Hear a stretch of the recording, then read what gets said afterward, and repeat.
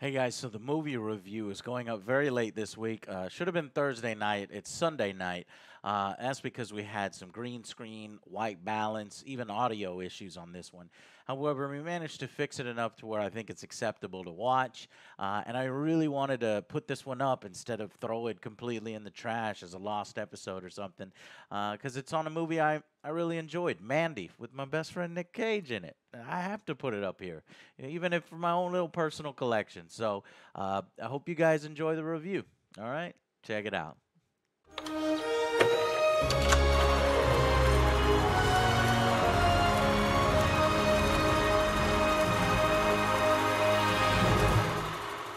We just got back from Nicolas Cage's Mandy. This is a limited release in theaters, but I think it's on Amazon. It's on Amazon right now. Available streaming is, what'd you say, $7.99 or something? $6.99 a rent. Really? Yep. Okay. Wow. I didn't expect you to be able to go out and see this because I was going to say, come out and say this is a film you can't see right now, but apparently you can. Wow. Yeah, that's an understatement. This is an experience. It is not a film, it's an experience. And whether you're on board or not is going to depend on a lot of different factors. I have no idea how these guys feel, but I thought it was fucking awesome. Now, it's not a film for everybody. This is a trip, man. This is a revenge flick with Nicolas Cage at his maddest, you know, just blood-soaked revenge film, grindhouse style. You can definitely tell the inspiration of the grindhouse stuff in the titles. It's kind of grainy around the light and the lens. Definitely evokes the feeling of grindhouse 70s. And it has some problems, okay, but I'd say that towards the end of the second and third act, it is definitely worth seeing for all that. It is worth going through the first act to get to this stuff because I don't know of another film this year that's quite like this. I'm glad I saw it on the big screen. I don't think this will work too well on your computer. I think you need to be on the big screen. Wow. Okay, I'm going to let these guys, and then I'll talk more about how I feel. Well, I really enjoyed it. And if you can buy this on Amazon, go out and see this thing. No, it is very gruesome, very bloody, and a very slow burn, but quite an experience. It's an art house film. Yeah. It had everything. This movie had absolutely everything. There was a tiger. There was some drugs. Tigers. A chainsaw fight. A knife dildo. Crazy ass biker. Yeah, Hellraiser biker people. There was a penis. I remember that. There was a lot of dead people. Blood explosions.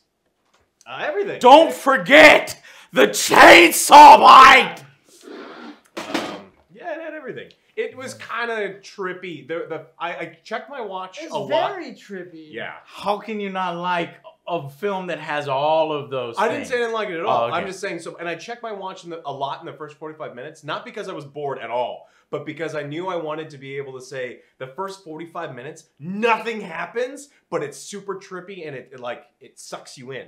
Because you're like, when is stuff gonna start happening? And there's like weird visuals, and then they keep reading from like sword and sorcery books that I love, and then there's heavy metal playing, and then weird stuff happens, and then the story really happens. So it's kind of slow in the beginning. Oh yeah, it's like in the beginning. Well, when I first entered the movie, I was like, I don't know what it's about, and like an hour in, You had no idea. Do you know what it's about now, An hour though? in, I don't know what this is about, but I'm like glued on there with the visuals. I'm like, what is going on?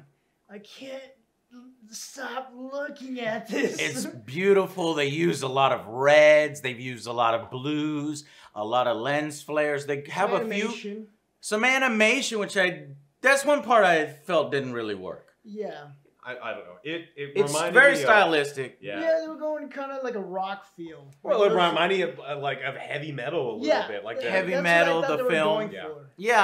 Okay. And in that sense, I understand it and I appreciated it. But I knew those visuals that they did in the cartoon, it almost felt to me as a way to get around the budget. You know what I mean? Because if those films would have been done in live action, it would have been so haunting, so creepy, except for the final one. The final one, I'm not sure how you would do. But see, that's what you could do in cartoon. You could do crazy thing in cartoon form. But, oh man. So like I said, it's very visually appealing. Though there are some shots where I think the director gets a little bit too creative. Some shots are a little fuzzy with some little weird things obscuring. I'm like, and the flame in my face, I can't see. I'm trying to focus on this really interesting shot that you've set up. But I'd say 80% of the shots are just fascinating to look at. And I will say the film is definitely somewhat self-indulgent, where it really holds on some of those shots. He's like, smell my shit. And I'm like, smells pretty good. You know what I mean? But it is shit. Do you think you could get it out of my face? You know, that was a really bad analogy. But you know what I'm saying, right, Joe?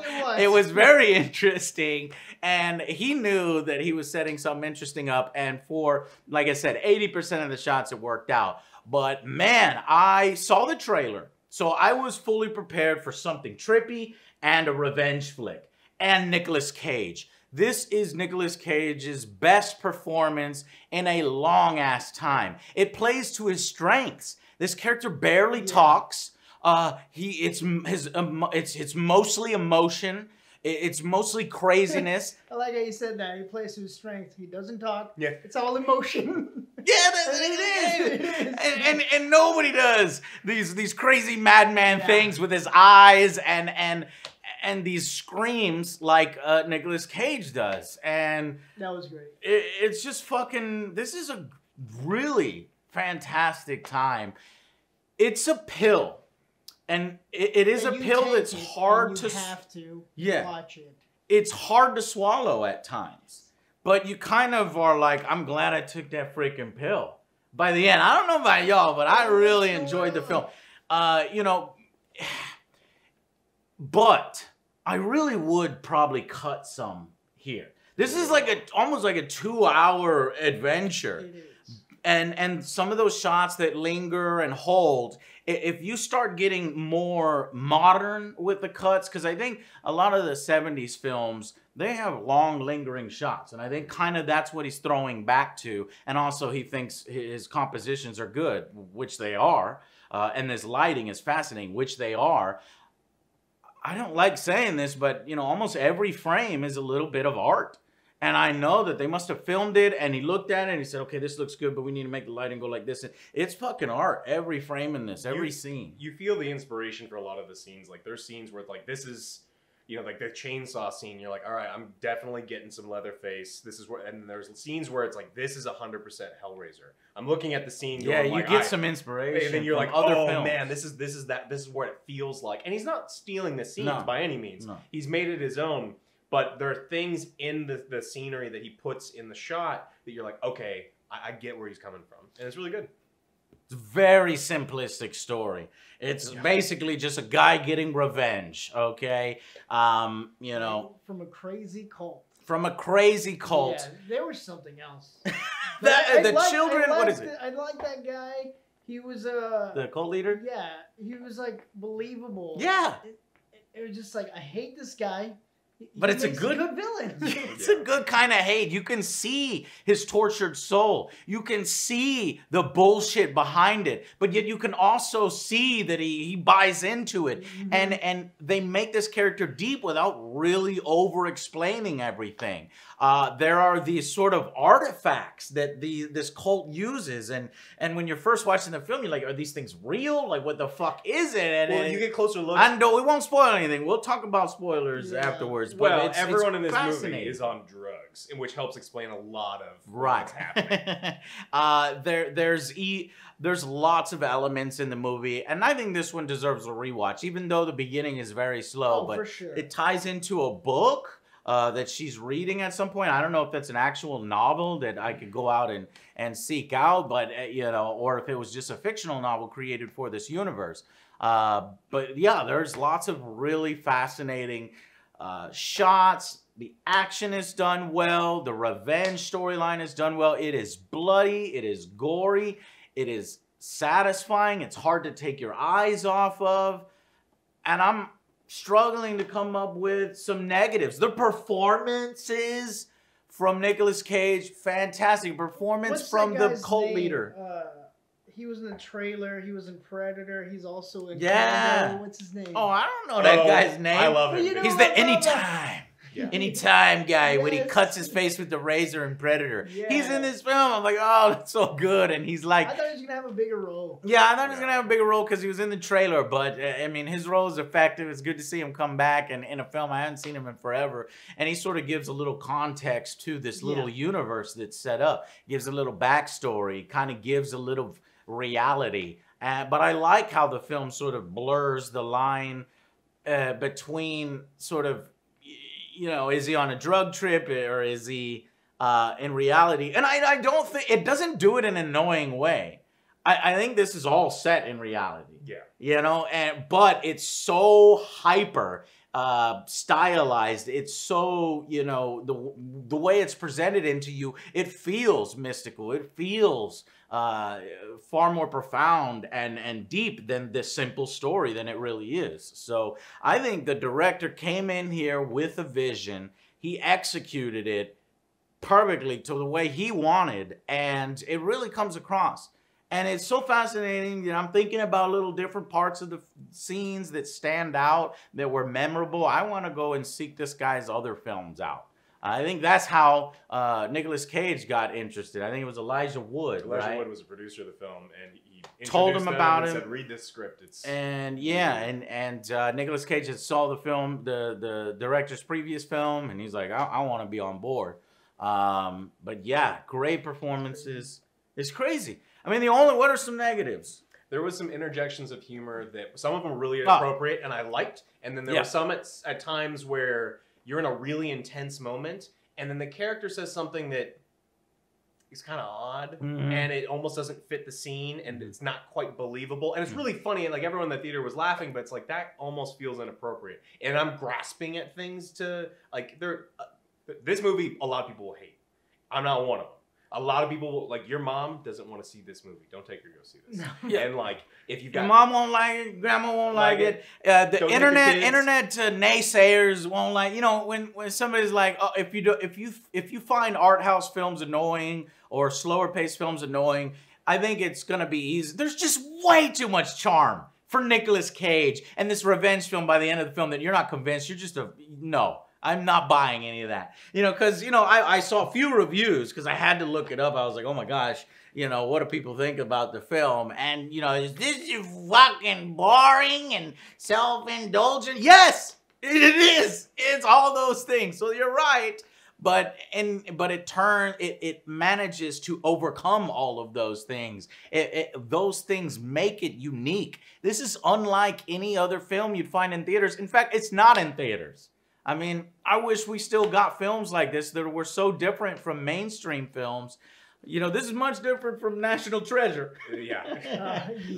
Very different film. National Treasure 3. Somebody done a lot of drugs. Yeah, so it's a very different experience. But it's also good. As a huge fan of Nicolas Cage, I don't know if you guys know, you know, I think I'm a big fan, and especially he's a fan of Superman as well. And he's done a lot of crappy films, direct to DVD, kind of these throwaways. But he also did Con Air. He also did great films. Some of the greatest films. He's also done everything. Right? Yeah, he's done a lot of really This is one of the better ones. And he brings it. It shows you, man, this guy has chops. He's still got it. He can captivate you. And without Nicolas Cage, I don't know how this movie wouldn't have worked as well for me if it wasn't Nicolas Cage in that role. I don't think we would have saw the movie. Right, exactly. Yeah, this kind of you know, indie art house, but you need to see this if you're a fan of Nicolas Cage, if you're a fan of revenge films, if you're a fan of grindhouse, bloody, gory things. but not too much. And visual, you know, Weirdness. artistry and trippy weirdness. There's a lot of weirdness. You're really gonna like it. Be prepared for full frontal pee-pee. There's pee-pee in the film. But there's a tiger to And make there's up for it. tigers. But then there's also like a And blade dildo. slamming a whole bottle of vodka. Scarred me for life. Yeah. That poor old man. Yes. Just crazy, and it's one film. See, we had a choice between the House with a Clock in its Walls, which I thought looked a little too kiddie, and Assassination Nation, which were like, oh, you know, what is this? High school girls going on a rampage on the Instagram and the social media. I'm a little fascinated, as you know, from the Angry Joe side of things, being in like an online kind of, my life is online. I kind of want to see, but and those may be great films, but I'm telling you, Mandy is so satisfying, so different, that you're either gonna hate it or you're gonna love it. There is no in between on this, and I think there should be. If you're anything like us or me, I can't speak for these guys. You're gonna love it. So let's do some final verdicts, and then let's jump into the spoiler section. So in the car ride home, I was trying to understand how I felt about this film. And I really did enjoy it, but it was just so weird. I guess we just haven't seen something like this in a long time. It was hard to put into words. Like the first part was slow, but I was still captured by the visuals, and I didn't hate it. oh, we didn't mention the soundtrack. Did you like the Yeah, soundtrack? Yeah, very no, good. the soundtrack. I was talking to Alex about it. I want to download the soundtrack. It's nice. Get stuck in your head. It's very good. With that being said, though, like I really liked the movie, especially towards the end. It started picking up more, and it started just going off the walls. And this is not one of those films that you watch like back to back. This is one that you sit on and you think about for a little bit. I'm gonna give this a 7. Okay, 7 out of 10. Alex, what are you thinking? I don't know. Right? Like Act 1. It's Act hard 1 to rate. Act it 1's like a is. 4 or 5 because I thought it dragged on a little bit. I'm long. loving this, by the way, because So it's almost like he showed me what he can do with, like, I don't know if it was an old camera or if it was like an effect that you use on a new camera, and like there was a lot of really cool scenes where you see like there's feathers and flames and a sunset and then hair, and they're all like morphing back and forth. It lasted for 45 minutes, and after about 15-20 minutes, it's like, I get it, you're really good, but let's you know, like we got stuff that we got to do. Like, there's like more Nick Cage to have in front of us, and so I didn't hate it, and I think that was like fairly average. So like that's like a 5. And then we get into the second act, like when the story gets going. The story is actually really kind of compelling. Like the characters are like memorable. Like you're gonna remember the Charles Manson character for a while. Like that guy was really, really good. All of his lackeys were really, really good, and you bought that they would do anything. The world is built here nicely. It's fascinating. Yeah, and then in the third act, you get this completely wild, different movie that you would not expect from Act 1 or 2, where you're on like. It's like John Wick on LSD is what the third act of this movie was. And like people are getting hit with axes and chainsaws. There's a tiger. There's a blade dildo. Again, there was like, it was in the movie for like 30 seconds. There was a blade dildo. But it was real weird. And it's just like, it's sitting there. And it was like a part of, like a really big part. And then there's a blood explosion. A couple of them. There's a lot of blood explosions. No, well, look, all of this stuff is in the trailer other than the full frontal and the blade thing. I don't know how to rate this movie. You don't know how to rate it, and that's why I love this. I said I love this because these guys are so used to watching mainstream films, they have no fucking idea how to rate it. I'll tell you how to rate it. Well, you still got to give your rating. But did the director do what he set out to do? Was his creative vision executed? Yeah, but I think a lot of directors do that, but it doesn't mean it is that. Does their vision translate into what I want to see? Is more is the question I need to ask as a critic. As someone who wants to see a film and a fan of film, yes, you wanted to make National Treasure 2. I don't give a shit. That movie was probably garbage. I didn't want to watch it. And they probably did everything that they wanted to do in that film. This one, he probably did everything he wanted to do, and we disagreed on a lot of scenes where it's like, nope, cut that, that's horrible. I would never put that if I were making this movie. So we had differences this film there. here? Or? This film here.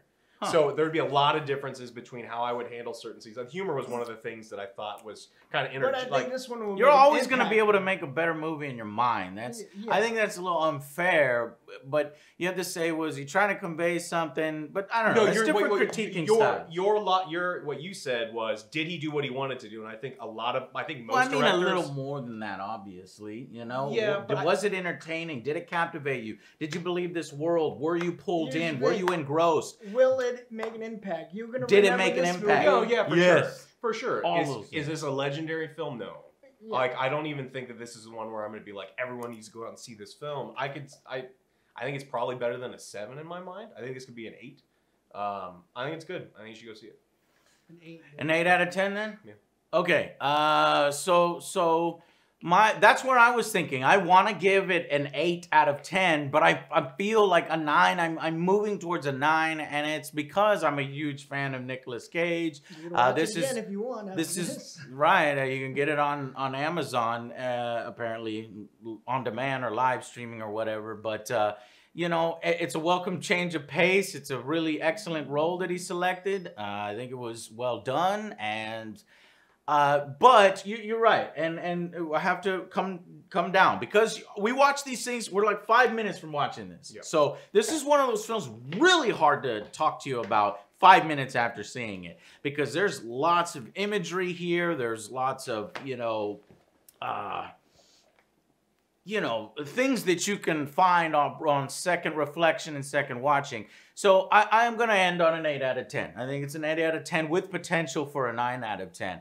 If you trim the film up a little bit, it is, self-indulgent in parts. But I'm glad I watched that self-indulgent once. Now, it's almost like Blade Runner 2099 or whatever. If you go back and watch that film, you're like, this is great, but boy, does it really stretch out. And so this one's going to be a little harder to watch on repeat viewings without a little bit more, the pacing. The humor I thought was great. We can talk about that in the spoilers, but 8 out of 10. It's a badass seal out of approval on this one. If you're go out and see this, I recommend it, all right? And it's only like $7.99, and hey, and you can have unlimited people at your house to watch this thing, right? If it really is on streaming. I thought it was coming out October 30th, but apparently it's available right now. All right. So thank you guys so much for watching. Stick around for the spoiler section if you want to watch that. Remember to subscribe, ding my dong. So thank you guys so much for watching, and stick around, and we'll see you guys on the next Angry Joe Show. Bye, guys.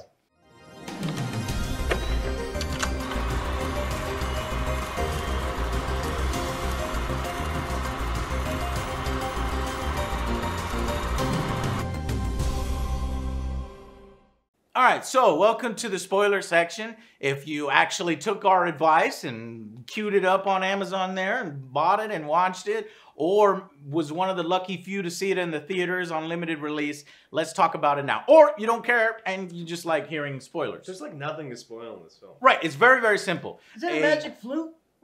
Yeah, magic flute. Is that a magic flute? No, it was a plastic ocarina. No, it was like metal or something. It was like rock. Yeah, okay, it was plastic, but maybe it was a rock in the film. But it was just a crappy carved ocarina. Those 3 bikers are gonna hear that fucking noise. Shut up, Joe. This film is so over the top. But yeah, I was like, I'm like, no, they heard that shit, especially if that's their area that they roam around in. Yeah. Okay, so a crazy ass cult. It's funny they label the acts in this film. The first act is called like the Shadowy Mountains. Yeah. Second act is the Children of the New Dawn. That's where we meet these cult Charles leaders. Manson. And they basically see her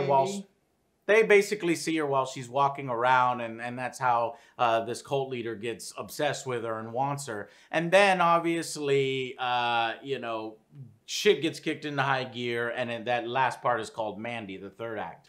But yeah, the cult leader captures this. We see a little bit of Nicolas Cage. He's a DeForest. What is that? The fucking lumberjack guy. He's a sober lumberjack. And he lives out in a really creative looking house. His wife seems to be an artist of some kind. She draws. They have really nice little windows and stuff. Very creative house. and they live alone out in the forest. And obviously, when you have crazies in a fucking van, Worst place to be. driving by, you're fucked. I mean, these people, this cult leader just wants her, and he sends his crazy cult people after her. But first, he summons these creatures, Hellraiser guys. This is where you get a little bit of that hell. There's a lot of Hellraiser. Oh, I fucking loved it because I love Hellraiser, except for like all the sequels. Yeah, Hellraiser 1. Hellraiser 1. No, I kind of like the third one with the fucking Is that where she wears the skin of her mom, or is that 2? And that's 2, yeah. Oh, okay. So the first 3 can have their own things, but the rest, nothing. Anyway, so these biker guys who love pain, apparently they are explained. I mean, it's not demons. They are just real bikers that... There's a new LSD. They got a bad batch of LSD, and they made them nuts. Right, and so they love pain, and they go around murdering and killing people. And somehow they get summoned by this little ocarina of time thing, this little fucking flute, summons them to do their bidding. And it's blood for blood, so they sacrifice one of the cult members, the fat kid on the cult member, and they're like, what do you want? And go get this lady for us. And they make her husband watch. They tie him up, they tie him up as a way to manipulate her. You got to do our bidding, or your husband's gonna get fucking killed. The cult leader is in this robe, and he just did this whole monologue about how fucking great he is and stuff. And he's great. He starts playing his own album. Yeah, he's a failed musician, and it's so pretty much funny. Charles Manson's story, where he wants everyone to love him, and they make her do drugs. And then he pulls his fucking robe off, little fucking penis right here, and there he's just hanging out there. I'm like, God damn it. But here's the greatest part. After he goes through this spiel, and he's like, you need to love me, you need to be with me, and I'm giving you this opportunity. She's fucking she asks, is this your music? Did you write this? And he's like, yeah, of course. I made this. And she just fucking starts laughing, man. Well, the entire movie... And that's where the movie gets trippy as fuck. Like, it was already trippy, but she is laughing, almost demonically laughing. Louder and louder. And it might be because she got fucking stung by a fucking... I don't know what. They gave her a bunch of LSD, and then they stung her with the wasp to make her more high. And then the entire movie, she's wearing like Motley Crue shirts, Black Sabbath, and a bunch of metal shirts. And then he's playing like something that's almost like the Carpenters, like folky 70s. So of course she's gonna laugh. She just starts laughing at him, but she starts laughing at him when he like whips it out. Yeah. Oh yeah. And he freaks out, and it's super funny. It's so great because it pierces him. I mean, that's the greatest thing to do. You're captured. You can't do anything. You want to hurt them, and she manages to hurt him a lot. And completely shatters him. He's in front of a mirror like, what do I do? You know, and he decides he's going to fucking kill the dude or stab the dude with this mystical knife or whatever, which I wish kind of had more to it because I was like, oh, I wonder if maybe this figures into the plot later. It doesn't. I wish it did. And then he burns her alive in a fucking bag, and all of his creepy dudes are like fucking, you know, goading. That lingering shot. Oh, it's great. But creepy as fuck. And that's it. That's the story. And then fucking Nicolas Cage is like, you know. They make him watch. They make him watch. And then he breaks free. They leave him for dead. Then drinking vodka, screaming. And this is where you say some of the jokes, some of the comedy seems kind of oddly timed. When his wife is dead and she basically falls into ash in his arms. He goes into his house, and just so happens there's a commercial playing, and it's played for comedic value. It's just a fucking commercial with goblin macaroni and cheese. And it was super funny. Yeah, those goblins vomiting. He's vomiting cheddar all over the place. It's super good. But listen, I can almost never remember scenes in films, and I'm like, damn, on that review I want to say this, but everything is so fucking crystal clear for me in this film. Made an impact. And so you're laughing, and it's like his finger licking good or whatever, and then he's like, I forget what he says. He was like, or I couldn't hear what he said. It was like something about goblins. I'm a goblin. He said like I'm a goblin, or we're a goblin. And he just goes fucking nuts, and he wants revenge. He's screaming. He's in his underwear. It's hilarious. His whitey. Actually, I like that. I didn't have a problem with that comedy thing. There's one in particular that really pissed me off though. We'll get there. So camera died again. I'm not sure where it died, but so I was explaining this funny scene with the goblin. So that didn't bother you? No, it didn't bother me all that much. Yeah, I like that part. It kind of it broke things up a little bit. So what was the comedy interjecting that you didn't like? The last minute of the thing, he's got the cult leader, his head in his hands, and the cult leader's kind of having a mental breakdown. He's like, how dare you? I'm a golden god. Don't do this. And then he goes, he goes into, he's like starting to beg for his life, and then he looks at him and he's afraid this man's gonna kill him, and he had a head thrown at him earlier, like he's terrified, and then he just says like, "I'll suck your dick, don't kill me." I thought that was funny. I was like, I wonder if any of these people are gonna beg for their life like in that sexual way. Yeah, it was odd, but it's like, and I was waiting for it, and it happened. It's the most it's the most important scene of the whole film where he finally gets what he wants, and then that's kind of like the bad guy's response. It factored in for me as he's a fraud. No, I get that he's a fraud. He obviously isn't a golden god.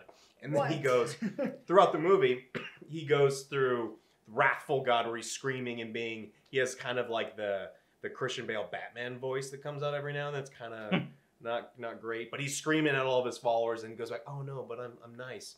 And so he's going through this like transformation right before he gets his head smashed open. But I don't know. Everyone was laughing at it. It's like, this is kind of an odd time to have kind of a funny thing. Like I thought it was. I thought a lot of the comedy was sprinkled in nicely. But yeah, I could see some people finding it a little awkward and wanting a little bit more, serious moment. That's a serious moment in the film. Maybe that wasn't the time. And I was like, man, how the fuck are they gonna wrap this up? After he crushes his head and he just walks, he gets in his car and the sound stops. And you're like, oh shit, is he gonna say something funny? And I was like, that would be an inappropriate comedy moment if he was like, they did have a comedy scene. Jesus freaks or something like that. But they do have a moment of levity there, and it's, he looks over and his wife is sitting there, and he's like excited and he's like he's smiling. Face, yeah. He does the goofy Nicolas Cage crazy smile, and I I was like, all right, that while being great, covered in blood, while being covered in cocaine. Blood. And cocaine, because he uses the same LSD as the rest of those guys. Do you think he ate the jar of gray drugs? Yeah, he took the. I know he did one fucking taste, puts him on this crazy acid trip, but I wonder if he fucking drank that shit like the rest of them just off screen. No, but he took enough to get high off LSD. Yeah, and we saw the white powder. We saw this green goo. And then every time they show one of the artifacts, they've got this fucking green strobe light. I was like, what the fuck is it? So like I said, sometimes it's self-indulgent. Sometimes he's trying to do, imagery things that don't quite work out. And you're like, oh, what? Well, the green pulsing they explained in the beginning of the movie when she's reading her book. It talks about the wizard pulling out like the eye of something. Everything from factors the earth, in. and then it's pulsing I green. forgot. And that's why there's that animated scene where the Reaper's coming. Yeah, the Reaper's coming. She pulls like in the animated scene, she pulls a gem out of like the beast's body, and it's pulsing green. So I don't know.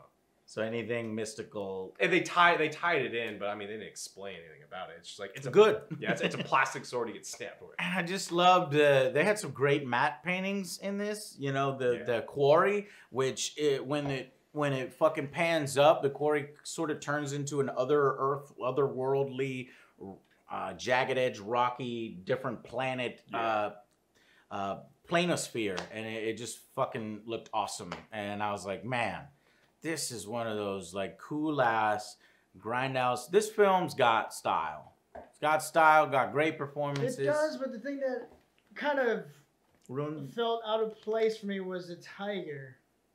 I know everything was weird as fuck. Yeah. But the tiger. So let's talk about that scene. I really like that guy. Could you explain that?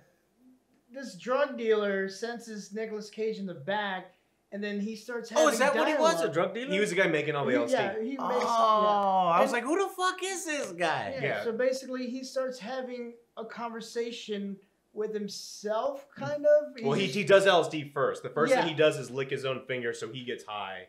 And then that explains the next one. Cage is just staring him down, and he's just having a conversation. He's like, yeah, you're right, you're totally right.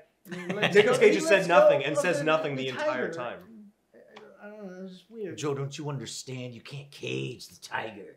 Yeah. Nicolas Cage is this tiger, and he sees him roaming free, doing his thing, man. And then he And sees the next tiger, and shot's he's like, he's "You're right. howling at the moon. I can't. Exactly. I don't know. That It's was good. just weird. So thank you for Joe. I didn't get that. I was like, who the fuck is this guy? He random on his journey murdering all the people in satisfying ways. I mean, there's a lot of people for him to murder on this revenge thing. One of them so really. let's try to get through some of them. He shoves it. This axe thing is completely out of nowhere, but it's like that hero kind of fucking barbarian fucking axe hammer thing. It's fucking awesome, and he makes it himself. And I'm like, oh, I love this so much. Where he's like suiting up for battle, but instead he's like a blacksmith making this thing. Shoves it through a guy's mouth really brutally. Throws it, hits the creepy fucking guy washing his car, just blood everywhere. There's a chainsaw fucking battle in the quarry. Well, most important, like between that, he spares one of the victim girls. Yeah. Yes. He lets her go because she'd been. And I was wondering if she was gonna make it out at the end. And then I think the film does a good job of like focusing on everybody. Anybody that was enjoying the killing and revelry and they were fucked up. She was real quiet and kind of would cry or kind of would have a sad face on. So I guess he noticed that and let her go. If it was me, I probably would have fucking killed her anyway because, hey, she didn't stop things, But you see, the film has restraint in certain areas. Yeah. So it does subvert expectations every once in a while, at least in my opinion. What else? Old lady tries to offer him sexual pleasures. Sort of. She puts it in the most unique way possible. I was like, damn, that is... that might give anybody's pause. Nope. Her fucking off with her head. Yeah. It makes you think, oh, what's her head? Nope, head is everybody knew he was gonna do it. Throw her head in there. And then I